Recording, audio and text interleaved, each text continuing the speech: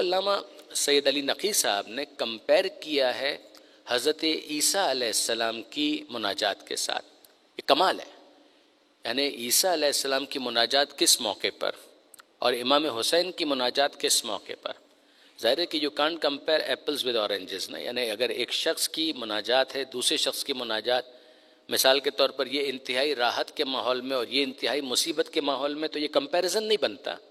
دونوں مصیبت کے عالم میں ہوں، دونوں کی زندگی کی جو سفرنگز ہے وہ اپنی پرائم اور اپنی پیک پر ہو، اور پھر ان کی دعا کو دیکھا جائے. میں عیسیٰ علیہ السلام کی شان میں گستاخی کا سوچ بھی نہیں سکتا. نبی ہیں، رسول ہیں، اولو العزم ہیں، غیر معمولی انداز میں پروردگار عالم نے ان کی تخلیق اور خلقت کا انتظام کیا ہے.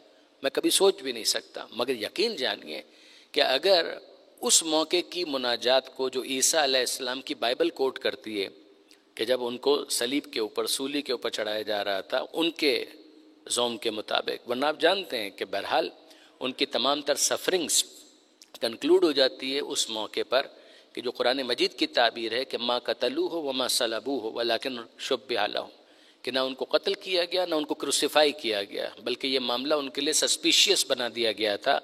they considered, they thought کہ انہوں نے عیسیٰ علیہ السلام کو کروسیفائی کر دیا، جبکہ عیسیٰ علیہ السلام اس موقع پر پردہ غیبت میں جا چکے تھے. مگر بیفور دیٹ جو عیسیٰ علیہ السلام کی سفرنگز ہیں ان سے تو انکار نہیں کیا جا سکتا. اس کا لیول کیا ہے کہ عیسیٰ علیہ السلام at the peak of it جب اپنی دعا خدا کی بارگاہ میں رکھتے ہیں تو اس کے اندر ہمیں یہ الفاظ ملتے ہیں کہ اے اللہ لما سبقتنی، اے میرے خدا تو نے مجھے کیوں تنہا چھوڑ دیا.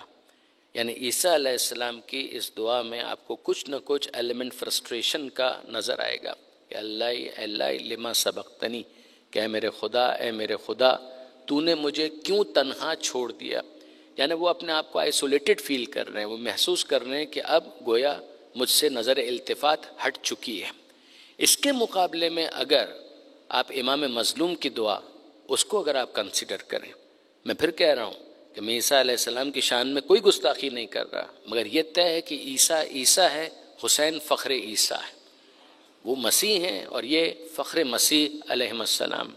امام مظلوم کی جو دعا ہے وہ جو رپورٹ ہوئی ہے اس کے اوپر ذرا سی آپ توجہ کیجئے. اللہم، یہ عاشور کا دن شروع ہو چکا، فجر کی نماز ہو چکی، اور اب امام کی یہ دعا، اللہم انت ثقتی فی کل کربن، اے پروردگار ہر کرب کے موقع پر، ہر درد کے موقع پر میرا اگر بھروسہ ہے تو تیری ذات پر، ورجائی فی کل شدتن، اگر معاملہ کتنا ہی شدید کیوں نہ ہو جائے امید اگر ہے تو تجھ ہی سے ہے.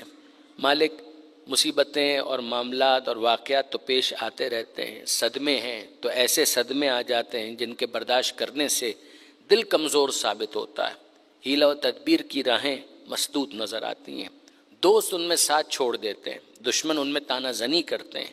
میں ان سب کو تیرے حضور میں پیش کرتا ہوں، اور اگر کوئی کمپلین ہے تو وہ میں تیری بارگاہ میں پیش کرتا ہوں. تیری کمپلین نہیں کرتا، تیری بارگاہ میں کمپلین پیش کرتا ہوں، اس لیے کہ میں تیرے سوا کسی اور سے لو لگانا ہی نہیں چاہتا. تو اس کو تکلیف کو دور کر دیتا ہے، اس کا تدارک کر دیتا ہے. یقیناً تو ہی ہر نعمت کا مالک اور ہر احسان کا مرکز اور ہر مطلب کا آخری مرجع. کتنی طمانینت اور سیٹسفیکشن اور ٹرینکولیٹی ہے کہ جو آپ ان الفاظ کے اندر دیکھ سکتے ہیں.